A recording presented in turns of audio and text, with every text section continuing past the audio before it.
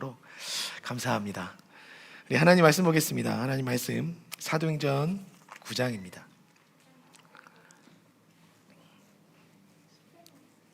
사도행전 9장 1절로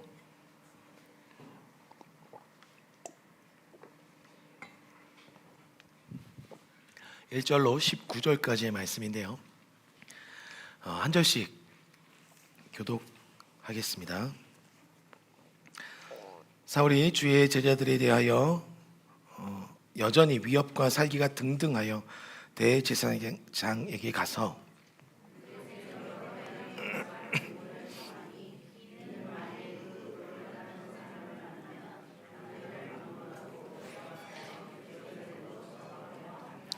사울이 길을 가다가 다메섹에 가까이 이르더니 호련히 하늘로부터 빛이 그를 둘러 비치는지라.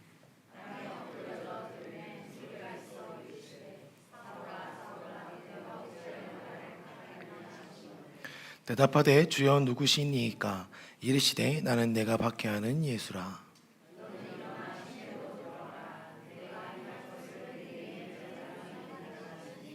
같이 가던 사람들은 소리만 듣고 아무도 보지 못하여 말을 못하고 서 있더라.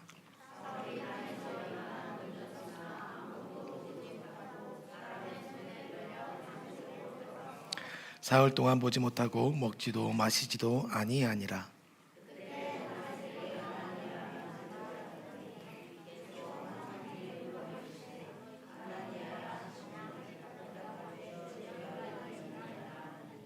주께서 이르시되 일어나 집 가라 하는 거리로 가서 유다의 집에서 다섯 사람 사울이라 하는 사람을 찾으라.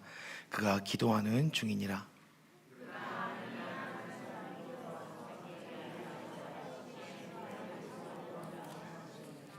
아나니아가 대답하되 주여 이 사람에 대하여 내가 여러 사람에게 들었사온즉 그가 예루살렘에서 주의 성도에게 적지 않은 해를 끼쳤다 하더니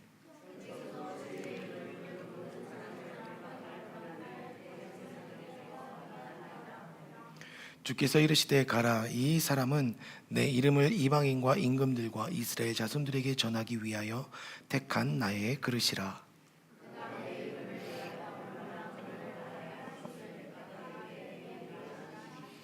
아나니아가 떠나 그 집에 들어가서 그에게 안수하여 이르되 형제 사울아 주 곧 내가 오는 길에서 나타나셨던 예수께서 나를 보내어 너로 다시 보게 하시고 성령으로 충만하게 하신다 하니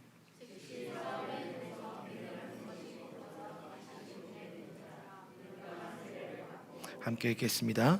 음식을 먹음에 강건하여 지니라. 아멘. 오늘 이 말씀은 우리가 너무나도 잘 아는 말씀입니다. 그래서 웬만해서 믿지 않는 자들까지도 이 내용의 스토리에 대해서는 잘 알고 계실 텐데 사울이라는 사람이 있었습니다. 우리가 아는 바울이죠. 그 사울이라는 사람이 스데반의 죽음의 현장 가운데서 있었고 그것을 목도한 이후에 그가 예수를 믿는 사람들을 잡아서 옥에 가두고 핍박하는 것을 그의 의로 여기며 살아가고 있었습니다. 그 가운데 대제사장에게 권한을 얻어서 이제 다메섹 도상으로 가면서 그곳에 있는 마을의 모든 믿는 자들 또한 박해하기 위해서 가고 있었죠. 그 가는 중에 빛으로 오신 예수님을 만났고 그 예수님을 만난 가운데 집가라는 그 거리에 한 집에 머물러 있다가 아나니아를 통해서 다시금 안수를 받고 눈이 띄어지게 되는 사건입니다. 그러니까 예수님을 경험하게 되는 사건이고 특별히 이 예수님을 경험한 이 사건을 두고 많은 신학자들은 유명한 신학자들은 가장 위대한 회심이다라고 이야기하는 스토리입니다. 그렇기 때문에 믿음의 사람들은 이 내용에 대해서 다 알고 있어요. 그런데 오늘 이 말씀을 좀 가만히 읽어보면 세 가지의 길이 나옵니다.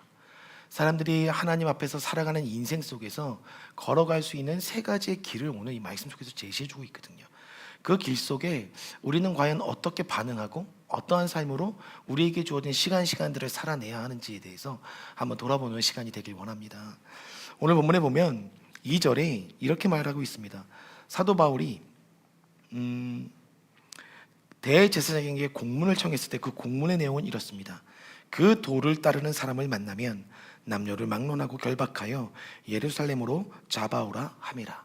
여기서 말하는 그 도라고 하는 것은 영어 성격에도 보면 the way라고 표현되고 있습니다. 즉 길을 의미해요. 이 길이라는 것이 다른 길이 아니라 여기서 말하는 믿는 사람의 도라는 것은 주님을 잘 믿고 섬기고 해요. 살아내고 있는 사람들. 그럼에도 불구하고 삶의 모든 고난과 역경을 이겨내면서 믿음의 사람의 포지션을 포기하지 않고 살아가는 저와 여러분 같은 믿음의 신앙인들을 일컬을 때 이 도에 위치한 사람들이라고 일컫고 있다는 거죠.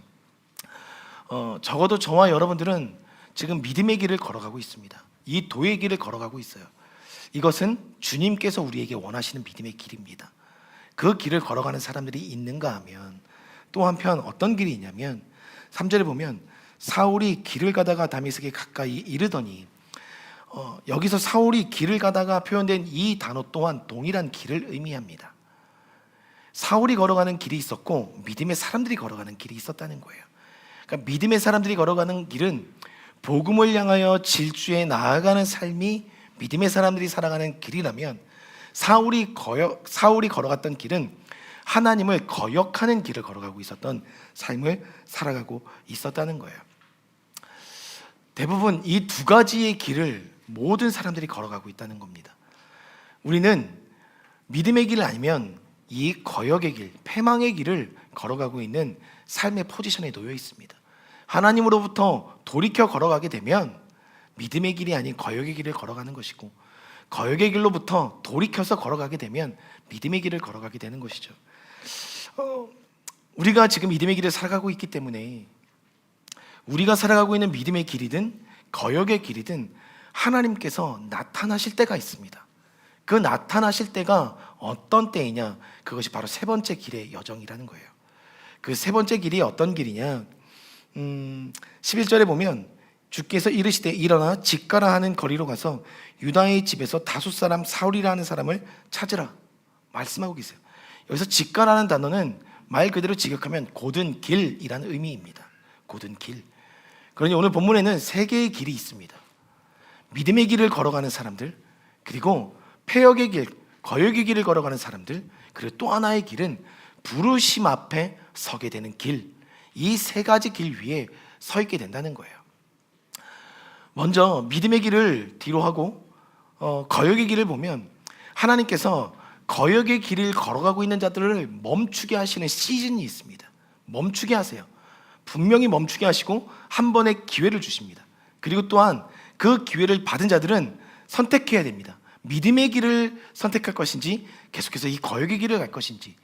그러나 히브리서에서 보면 분명히 말씀하고 계신 건 뭐냐면, 한번 하나님의 회개함을 입고 주님께로 돌이킨 자들이 주님께로 나아가지 않고 다시금 그 자유를 방종함으로 사용했을 땐 다시금 회개에 돌이킬 수 없다, 돌이킬 수 있는 길이 존재하지 않는다, 두 번 회개의 불가능성을 이야기하고 있다는 거예요.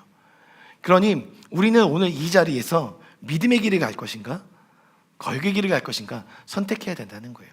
오늘 사도 바울은 그 자리에 서 있습니다. 그래서 믿음의 길인가, 거역의 길인가, 혹은 그래서 이 부르심의 길 위에서 어떠한 부르심을 선택할 것인가, 그 시즌 앞에 이 사도 바울이 서 있게 됐다는 거예요. 그러면 결국 이 부르심 앞에 반응한 자들은 이 믿음의 길을 걸어가게 되는 것이고, 이 부르심의 길 앞에서 반응하지 못하는 자들은 거역의 길을 살아가게 되는 것입니다. 그렇기 때문에 하나님께서는 이 거역의 길에서부터 돌이킬 수 있도록 만드시는데, 그 거역의 길에서 멈춰 세우시는 하나님의 방법이 오늘 이 본문 안에 있더라는 거예요.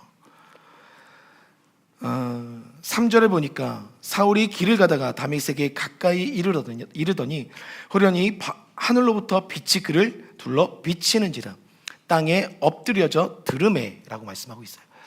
하나님께서 거역의 길을 행하고 있는 자들을 멈춰 세우시는 하나님의 두 가지 방법이 있습니다. 첫 번째는 빛을 비추는 것이었습니다. 그리고 두 번째는 소리가 있었다, 즉 하나님의 말씀으로 그들이 거역의 길로 하나님과 등지고 걸어가는 그 걸음들을 멈춰 세우시는 하나님의 일하심은 두 가지로 나타난다는 거예요. 하나는 빛, 하나는 말씀. 근데 여기서 빛이 비친 이후에 4절에 보니까 땅에 엎드려졌다라고 이야기하거든요. 이 엎드려졌다라는 말 자체는 원어적으로 보면 넘어지다의 의미를 갖고 있어요. 넘어지다. 그런데 이 핍토라는 단어, 엎드려지다라는 이 단어는 정확히 말하면 여러분들 빛이 비춰짐으로 인하여 무언가가 붕괴되는 사건을 의미합니다. 붕괴되었다. 그래서 이 핍토라는 단어는 성경 안에서 쓰일 때 건물이 붕괴되는 현장, 붕괴되는 상황에 놓여 있는 그 현실을 직시했을 때 핍토라는 단어를 쓰게 됩니다. 그렇다는 것은 하나님의 빛이 비춰져서 거역의 길로부터 그가 멈춰질 수밖에 없었던 이유는 그의 삶의 모든 가치들이 빛으로 인해서 무너져 내리는 순간이었다는 거예요. 그 무너져 내리다 보니까 멈춰질 수밖에 없는, 멈춰 설 수밖에 없는 상황이 벌어졌다는 거예요. 그것이 빛의 역할입니다.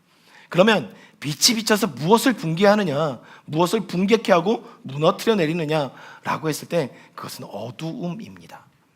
우리 안에 있는 하나님을 거역함으로 인해서 우리 안에 자리 잡고 있었던 우리의 죄된 사고들, 죄된 삶의 패턴들, 죄된 환경들, 그리고 내가 나만을 위해서, 나의 이름을 위해서 쌓아왔던 그 의들, 이 모든 것들을 하나님의 빛이 비쳤을 때 무너져 내린다는 거예요. 그러니 사도 바울은 더 이상 움직일 수 없었던 겁니다. 자신의 모든 가치가 그 빛이 비춰지는 순간에 무너져 내렸기 때문에 더 이상 앞으로 나아갈 수 없고 엎드려질 수밖에 없었습니다. 그리고 일어날 수가 없었다는 거예요. 여러분들 혹여 살아가시다가 믿음 생활하시는 가운데 하나님의 빛이 비춰지면 무너져 내리게 되어 있습니다. 그건 우리의 삶이 무너져 내리는 게 아니라 하나님 앞에 올바르지 못했던 가치관들이, 모든 가치들이 무너져 내리기 때문에 더 이상 그 사람에게는 살아갈 소망이 없게 되는 것입니다. 그런데 그 빛이 비춰지는 순간 요한복음 4절에 요한복음 1장에 보면 4절로 6절에 말씀이신 하나님이 생명으로 임하시는 것을 보게 됩니다. 결국 빛이 임하면서 말씀이 동시에 임해야 그 사람은 온전하게 멈춰설 수 있는 거예요. 왜냐하면 생명의 빛이 비춰져서 생명이 들어왔을 때 그 생명이 계속해서 움직이도록 만들고 그 생명이 계속해서 일어나도록 일으키는 힘은 말씀에 있기 때문에 그렇습니다. 그래서 혹여 우리의 인생이 하나님 앞에 죄로 치닫고, 하나님과 등져서 죄로 치닫고 있던 그때에 멈춰 세워진 기억이 있다면 그것은 적어도 오늘 나의 인생 가운데 하나님의 빛이 비춰진 것입니다. 그리고 그 빛이 하나님으로부터 오지 않은 모든 가치관을 무너뜨려 내렸기 때문에 다시금 새 생명 안에 시작할 수 있도록 이끌어 내신 거예요. 사도 바울 안에도 말씀이 있었습니다. 모세오경과 구약의 말씀을 이미 통달하고 있었던 수제 중에 수제였죠. 말씀이 있었음에도 불구하고 그 말씀이 다른 가치관들을 세워갔었다는 것을 의미하고 있는 거예요. 여러분은 우리가 경계해야 될 것이 이 지점입니다. 여러분들도 많은 말씀들을 알고 있어요. 그렇죠? 그리고 말씀들을 읽고 있습니다. 그럼에도 불구하고 말씀을 읽고 말씀을 마음속에 새기고 암송한다 해도 그 말씀이 결국은 나의 의를 세우는 가치가 되고 오히려 하나님을 등지는 어두움이 될 수 있다는 것, 그것을 우리가 경계해야 된다는 것입니다. 그래서 오늘 빛이 임하였을 때 말씀으로 오신 예수 그리스도가 함께 임해야 온전한 걸음의 멈춤이 되고 새롭게 부르심의 자리에서 시작할 수 있는 길을 열어낼 수 있음을 보여주고 있다는 거죠.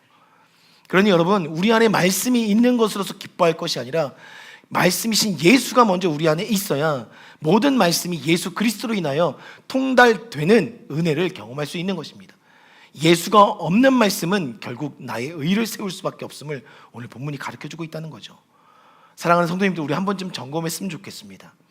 우리가 아침마다 큐티하고 말씀을 암송하고 말씀을 내 안에 있다, 그리고 하루를 살아내고 있는 그 시점에 그 말씀이 예수 그리스도이신, 말씀으로 오신 예수 그리스도인지, 아니면 오늘도 내 삶을 정당화시키는, 나를 세우는, 나의 의를 드러내는 말씀인지, 그 기준에 따라 우리는 오늘 이 거역의 길로 가는 삶이냐 아니면 믿음의 삶으로 나아가는 삶이냐를 구분질 수 있다는 것입니다. 사랑하는 성도님들, 여러분들은 부디 소망하기는 예수 그리스도이신 말씀, 그 빛이신 예수님이 먼저 그 안에 자리 잡길 주님의 이름으로 축복합니다. 그런데 오늘 되게도 아이러니하게도 이 4절의 말씀에 보면 예수님께서 나타나셔서 그에게 이야기합니다. 사울아 사울아, 내가 어찌하여 나를 그렇게 박해하느냐. 그랬더니 사울이 놀라서 주여 누구십니까? 여기서 주여는 예수님을 인지했기 때문에 부르는 게 아니라 높은 사람을 지칭하는 주여라는 의미입니다. 주여 당신이 누구십니까? 라고 물어봤을 때 예수님께서 말씀하십니다. 내가 박해하는 예수다 라고 이야기해요. 이 박해한다라는 단어가, 여러분들 이 디오코라는 이 단어가요, 말 그대로 박해한다는 의미를 갖고 있어요. 박해한다는 의미.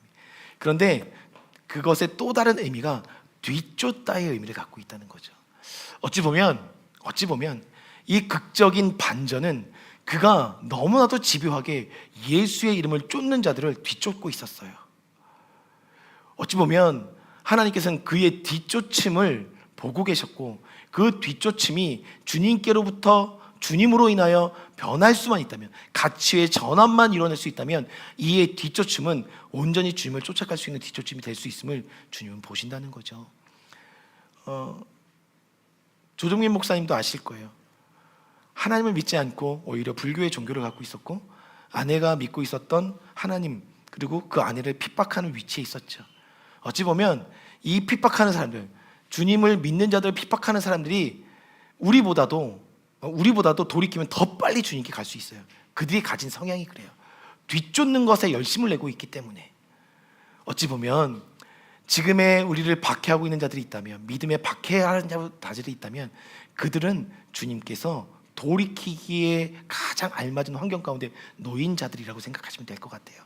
그래서 오히려 그들이 주님께 돌이킬 수 있도록 우리가 중보해야 됨을 오늘 본문이 보여주고 있다는 거죠.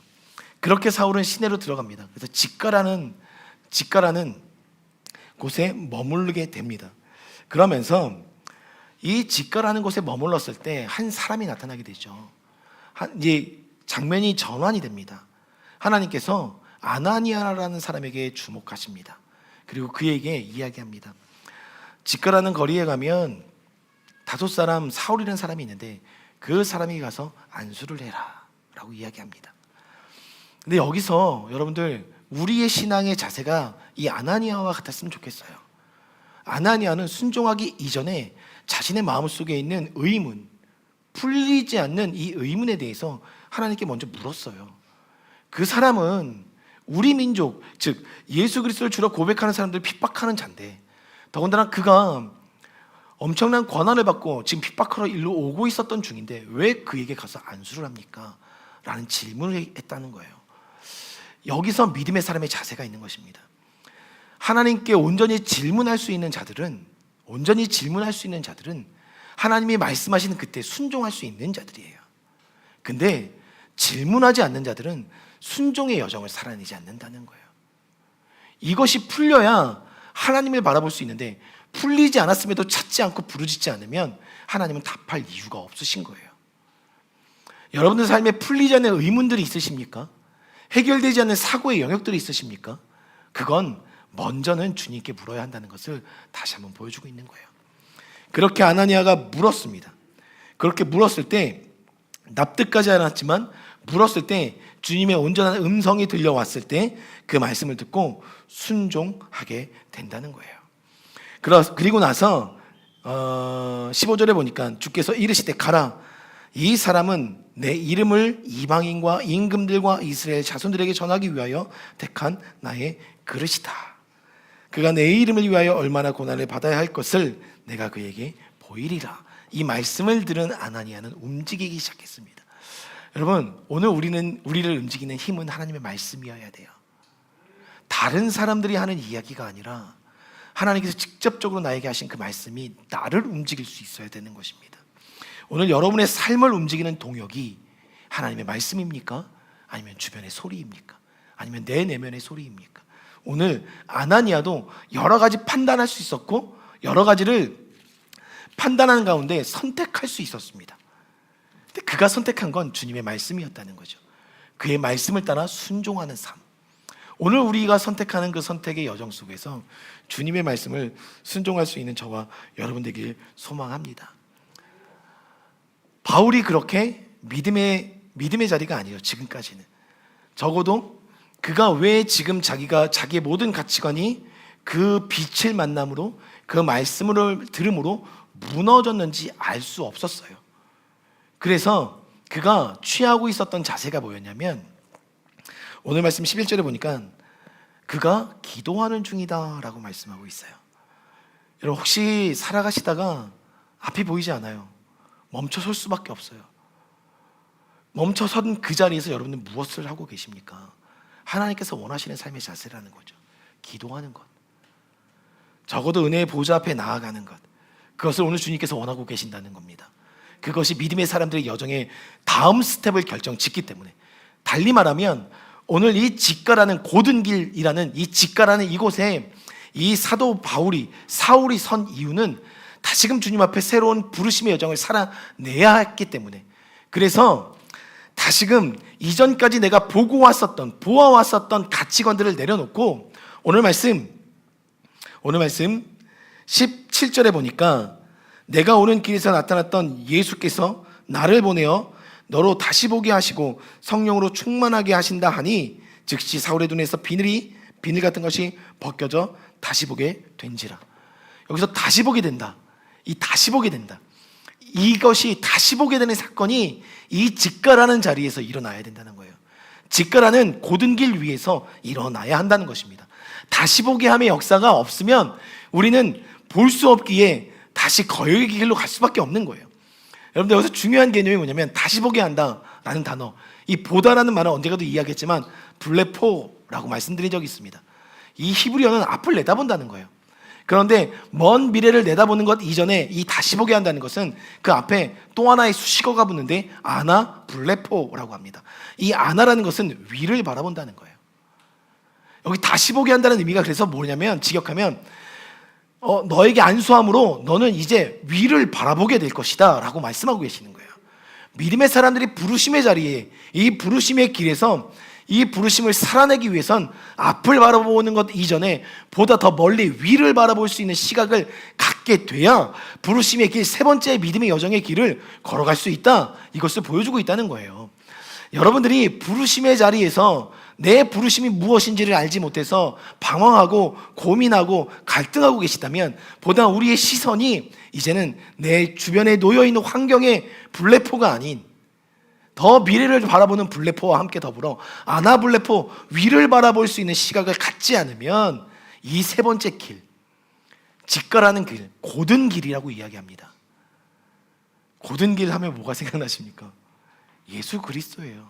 오직 원웨이, 주님밖에 없는 그 길이에요. 부르심의 자리에서는 올려다 그 길을 바라봐야 돼요. 그분을 바라볼 때 길이 열리는 것입니다. 그런데 부르심의 현장에서 우리는 직가라는 그 자리에서, 그 길에서 우리는 아나블레포 예수 그리스도를 바라보지 못함으로 인해서 돌이키게 되는 사건들을 우리가 스스로 선택하게 된다는 거예요. 주님을 돌이키게 되는. 사도 바울은 그렇게 돌이켰습니다. 중요한 것이 부르심의 자리에 섰으면 첫째, 기도하는 것이 먼저입니다. 내가 왜 멈춰 섰는지, 멈춰선 이 걸음은 무엇을 의미하는지, 그래서 이 다음 스텝을 하나님 어떻게 인도하실지 고요한 중에 주님 앞에 기도함으로 그 시간을 기다려내는 삶이 부르심의 자리에서 올바르게 반응할 수 있는 첫 번째 우리의 삶의 자세여야 한다는 것입니다. 그랬을 때 신기하게도 하나님께서는 오늘 그 자신이 무엇을 바라봐야 되는지 모르는 그에게 하나님의 사람을 붙여주셨습니다. 그리고 그 하나님의 사람을 통해서 그 안에 새롭게 성령의 은혜가 조명되기 시작합니다. 그리고 나서 드디어 보여지기 시작합니다. 그리고 본 것을 향하여 이 사도 바울은 그가 고백하죠. 표대를 향하여 달려가겠다 고백하게 됩니다. 여러분, 나이와 상관없는 것 같아요. 우리가 살아온 여정, 여기 70 이상 드신 어른들도 계시지만 그 나이와 상관없어요. 이 부르심의 자리에 서게 되면 그때 반드시 물으십니다. 하나님께서 그 물으시는 자리에서 나 또한 주님 앞에 기도하고 있어야 되는 것이고, 기도하고 있는 자들에게 오늘과 같이 이러한 하나님께서 주님을 보여주시는 부르심의 길을 열어주신다는 거죠. 여러분들이 오늘 직가의 자리에 서 있습니다. 이 직가라는 길, 고든 길 위에 서 있어요. 여러분들이 선택하실 것은 오늘 위를 바라볼 것, 그것을 선택하는 거예요.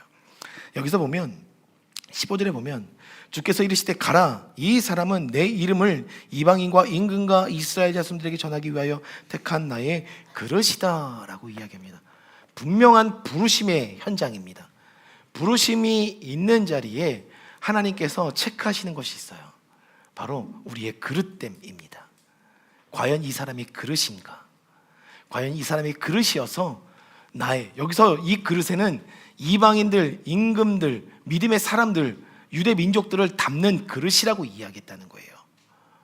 여러분, 먼저 우리의 정체성을 깨달을 필요가 있다는 거죠. 우리는 그릇이라는 거예요. 그릇. 무언가를 담을 수 있는 그릇. 여러분, 어떤 그릇이길 원하십니까? 여러분, 종지여도 상관없습니다. 종지여도 상관없어요. 왜냐? 담을 수 있기 때문에. 하나님은 무언가를 담으실 거예요. 그리고 그 그릇의 크기를 정하시는 것은 하나님입니다. 그렇기 때문에 그릇으로 준비되는 것이 중요한 거예요. 근데 성경에 보면 그릇의 중요성을 이야기할 때 금그릇, 은그릇, 좋은 나무 그릇 그런 거 다 필요 없다. 중요한 것은 주님께서 쓰시기에 합당한 그릇 되는 것이 중요하다라고 이야기해요. 오늘 그 그릇됨을 하나님께서 보고 계신다는 것. 그러면 여러분, 나는 어떠한 그릇이 될 것인가 라고 했을 때 중요한 개념은 이 그릇의 역할에 있어서 이 그릇이 온전히 주님의 것이 되어야 된다는 것입니다. 그릇이 누구의 소유인가에 따라서 쓰임이 달라지기 때문에 그 그릇은 철저하게 먼저는 주님의 소유, 누구의 것인가가 중요하게 돼요. 그리고 나서 그곳에 무엇을 담을 것인가. 하나님은 하나님의 것을 담기 위해서 오늘 이 사도 바울을 멈춰 세웠어요. 사도 바울 안에 그릇에는 율법이란 온갖 더러운 쓰레기들이 담겨져 있었어요. 그것이 담겨져 있다 보니까 하나님의 것을 담아내기에 너무나도 준비되지 않은 그릇이었습니다. 그러기에 그를 멈춰 세웠고, 그러기에 멈춰선 그가 주님을 만났지만 오늘 본문에 나와 있지 않지만 갈라디아서에 보면 그가 아라비아 광야로 나갔었던 그 여정을 지나가듯 한 문구에 담아냅니다. 그런데 그 여정 시간적 흐름을 보면 사도 바울은 이 사건이 있은 후에 바로 아라비아 광야로 나갑니다. 그가 있었던 시간을 3년으로 보거든요, 신학자들이. 그는 3년 동안 그 광야에서 무엇을 하냐면 부르심에 맞게 그 그릇이 쓰임받기 위하여 덜어내는 작업들, 하나님과 직면하여 독대하는 시간들을 가지면서 그의 그릇을 비워냅니다. 하나님의 것들을 담아내기 위해서. 무엇을 담을 것인가가 오늘 우리의 삶에 중요한 역할을 한다는 거예요. 그것을 오늘 하나님께서 우리에게 보여주고 계십니다. 그리고 나서 가장 중요한 마지막 한 가지가 얼마만큼의 크기를 이룰 것인가. 제가 말씀드렸습니다. 그릇으로 준비됐으면 그 그릇을 넓히는 것은 하나님이세요. 하나님께서 넓히실 것에 대해서 우리가 제한하지 않는 것이 중요하다는 것입니다. 하나님은 여러분들을 부르셨거든요. 그리고 그 부르심의 크기에 맞춰서 그 그릇을 때와 시에 맞춰서 넓혀 가실 겁니다. 근데 그 넓혀 가시는 그 순간에 그 그릇을 넓히는 하나님의 그 작업이, 여러분, 도자기가 마음에 안 들면 깨치잖아요. 그리고 어떻게 합니까? 다시 빚습니다. 그 과정들이 생기게 돼요. 그게 토기장이의 역할이에요. 하나님 아버지 되신 분의 역할이라는 거예요. 그릇을 넓히시는 것. 그렇기 때문에 여러분들께서 이 그릇을 넓히는 과정 속에 있게 되는 나의 이 어려움의 마음들 이겨내시는 과정이 그릇을 넓힐 수 있다는 거죠. 사도 바울도 여러 번 그 과정들을 거쳐냅니다. 자신의 그릇이 작았기 때문에 하나님께서 이 사도행전 여정 속에서 이제 우리가 바울을 계속 볼 텐데, 그 바울의 여정은 끊임없이 하나님께서 그릇을 깨는 여정입니다. 마가라는 사람이 자신이 보기에는 그의 가치관이 자신과 맞지 않았기 때문에 선교 여행에서 틀어졌습니다. 그리고 결국 서로 뒤도 돌아보지 않고 그 관계가 깨졌고, 그로 인해서 바나바와도 깨지게 됩니다. 그런데 결국 나중에 죽는 그 순간에 끝까지 사도 바울의 옆을 지켰던 사람이 누구냐? 마가라는 사람이에요. 도망쳤었던 그 마가가 다시금 그에게 돌아옵니다. 인정하게 되는 거죠. 인정할 수 없었던 자를 주님 안에서 주의 눈으로, 주의 시각으로 다시 보게 하시는 아나 블레포의 시각을 갖고 바라보니 그가 귀한 자였다는 것을 알게 되면서 그의 그릇이 깨져지게 됩니다. 이런 작업들이 계속해서 일어나요. 그게 믿음의 여정이에요. 그게 부르심의 자리에 서서 출발하는 사람들에게 주어지는 필연적인 삶입니다. 그것을 하나님께서 계속해서 말씀하고 계신다는 것. 그렇다는 것은 사랑하는 성도님들께서 오늘 나의 그릇을 우리가 제한하지 않는 게 중요해요. 하나님께서 과감하게 망치를 들어서 그것을 깨는 순간 받아들일 수 있는 마음. 근데 그 마음들을 갖는 것은 이 직가라는 길 위에서부터 시작됩니다. 이 직가라는 길 위에서 먼저 하나님께서 오늘 부르시는 그 부르심의 자리에서 반응하여 주를 바라봄으로부터 시작된다는 것. 그러니 직가라는 길 위에 서신 여러분의 시각은 계속해서 아나블레표가 되어야 돼요. 다시 보게 하는 것, 다시 보되 무엇을 볼 것인가? 위에 계신 주님을 바라보는 그 시각을 가질 때 저와 여러분은 계속해서 믿음의 길을 걸어나갈 수 있게 되는 것입니다. 말씀의 결론을 좀 맺고 싶습니다. 부르심의 자리에서는 철저하게 주님을 만나야 돼요. 근데 부르심의 자리에서 우리가 주님을 만나지 못하게 되면 올바른 부르심에 정렬할 수가 없게 되는 것입니다. 제가 알기로도 이곳에서 여러분들도 직장에서의 부르심, 혹은 관계에서의 부르심, 그리고 진짜 이 사역 안에서의 부르심 여정에 지금 서신 분들이 계십니다. 그러면 그 자리에서 여러분들이 바라볼 것은 주님이라는 거죠. 환경이 절대 아니라는 거예요. 여러분들 사도 바울이 엄청나게 악한 사람이었어요. 근데 사도 바울을 돌이킨 것은 사람의 힘이 아니었다는 거예요.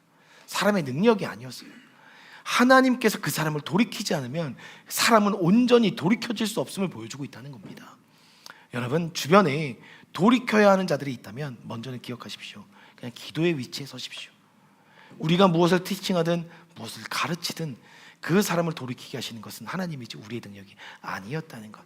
그러면 사람이 돌이키려 하면 어긋나게 돼 있어요. 그러나 하나님께서 돌이키시면 완벽하게 그의 인격 자체가 변하게 됩니다. 전 인격을 업셋 시켜버리시는 하나님의 능력이 임하게 된다는 거죠. 사랑하는 성도님들, 예수님을 만나는 것이 먼저예요. 하나님의 우리 인생의 시작이 되어야 돼요. 예수 그리스도 그분이 복음의 시작이잖아요. 그렇기 때문에 그분이 시작이 되어야 하는 것입니다. 오늘 이 사도 바울의 부르심은 많은 믿음의 사람들에게 다시 한번 아주 기본적인 것을 상기시켜 주는 거예요. 예수가 시작이다. 다른 것이 시작이 아니다. 그 예수로부터 시작되는 인생이 결과적으로 믿음의 길을 걸어갈 수 있다. 그것을 말씀해 주고 계십니다. 그 하나님의 사랑 안에 여러분들 온전히 거하셔서 믿음의 눈을 뜨시는 저 여러분들에게 주님의 이름으로 축복합니다. 우리 다 같이 자리에 일어나서 우리 결단 찬양 하나 했으면 좋겠습니다. 한 번 하고 기도했으면 좋겠습니다. 아니에요, 앉아있어요. 하늘보다 높으신 주의 사랑. 다 같이 자리에 일어나셔서 하늘보다 높으신 주의 사랑 함께 찬양하시면서 우리 기도하고 예배를 마쳤으면 좋겠습니다.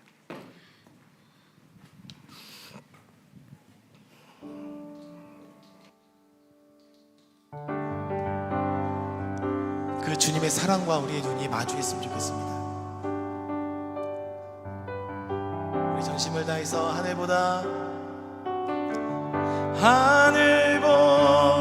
높은 주의 사랑, 하늘에서 주 자비 내려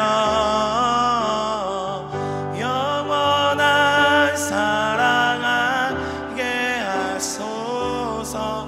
너무도 깊은 주 하늘보다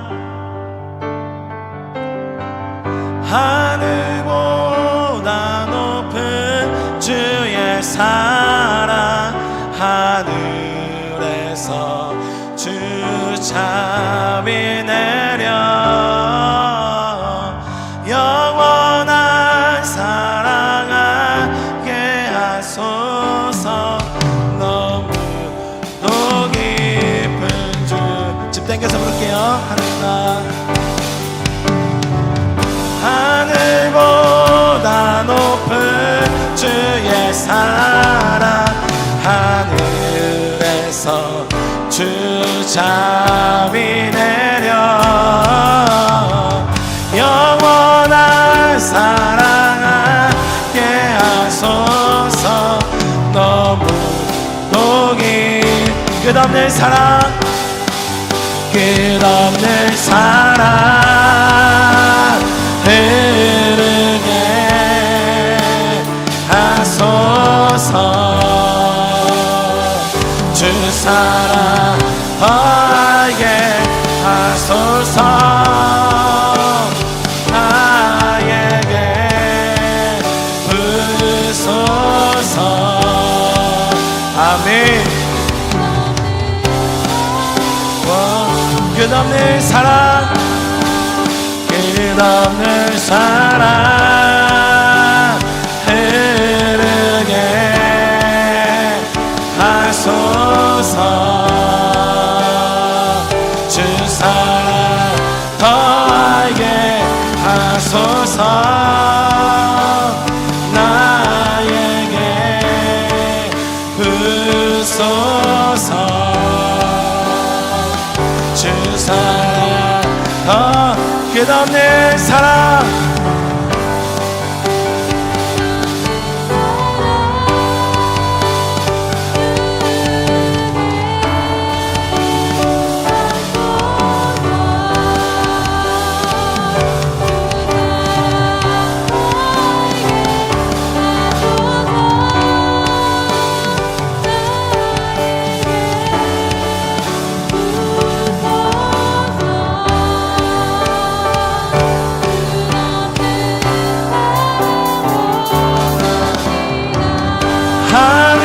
하늘보다 높은 주의 사랑 하늘에서 주 잠이 내려 영원한 사랑 아멘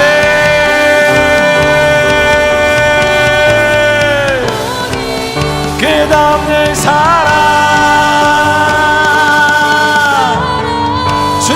삶에 흐르게 하여 주십시오.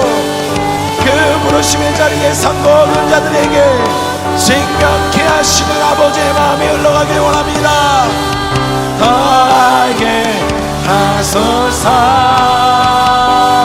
나에게 부소서 끝없는 주님의 사랑 주님 사랑 주님 사랑 주님 사랑 날 덮고 있는 그 사랑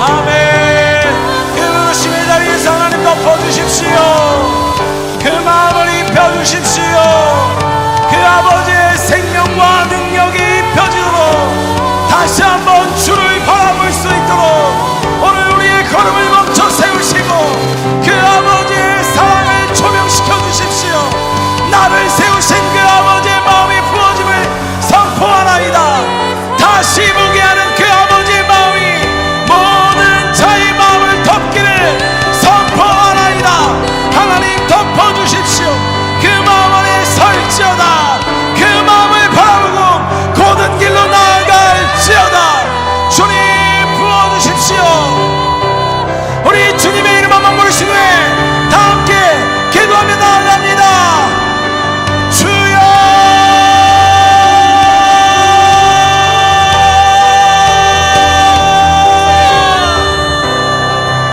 아버지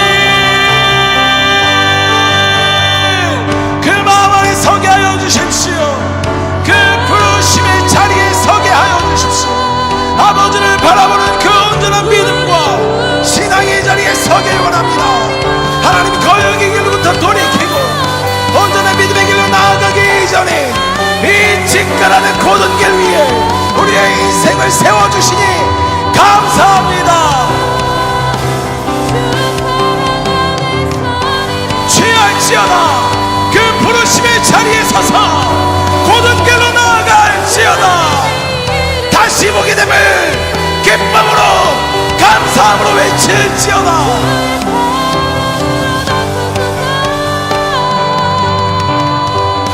오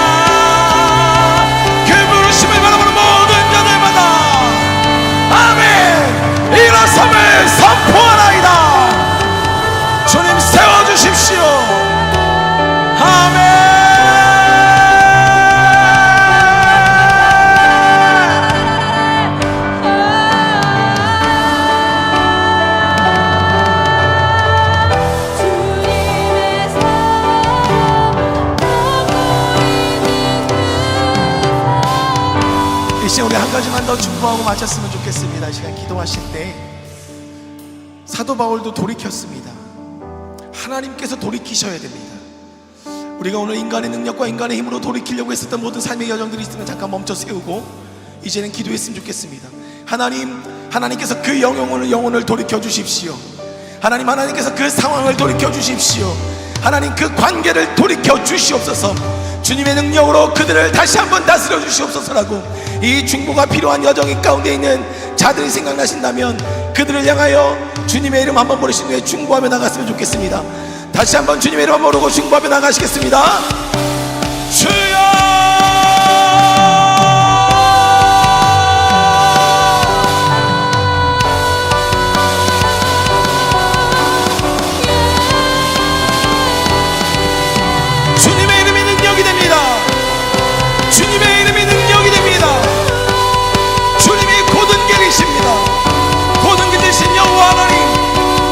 돌이키십시오.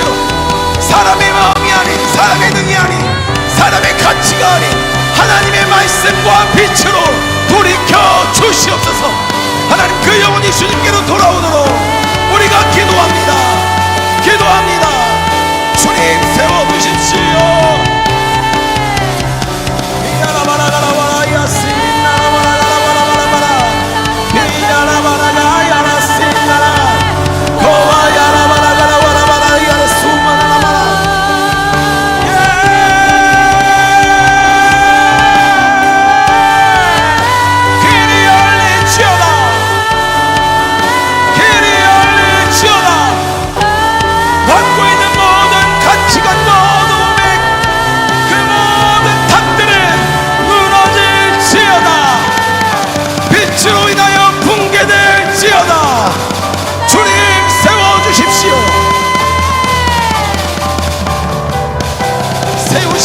세우십시오.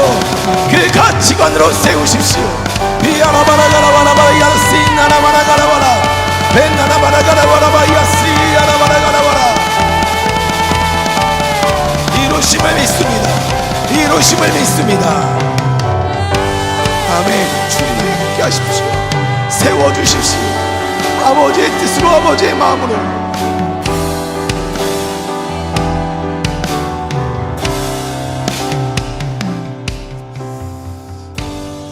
하나님, 우리 모두를 그 직가에 세워주시니 감사합니다.